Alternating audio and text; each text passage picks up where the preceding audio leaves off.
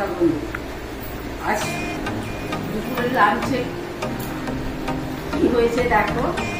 উচ্ছে ভাজা, বেগুন ভাজা, পটল ভাজা, খাসির মাংস লাল লাল করে ঝোল করেছে, চাটনি, পায়েস, দই, পাঁপড় ভাজা আর কাঁচা লঙ্কা, শসা, পেঁয়াজ।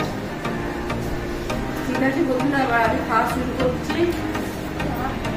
তোমরা দেখো।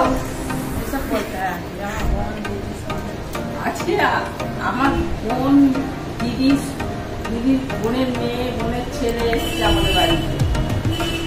এই জন্য খাসির মাংস, দ্বারা আমি একা খাসির মাংস আনি না।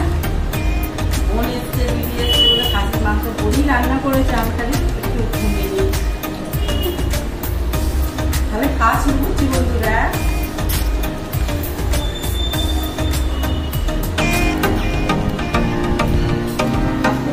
Hãy subscribe cho kênh Ghiền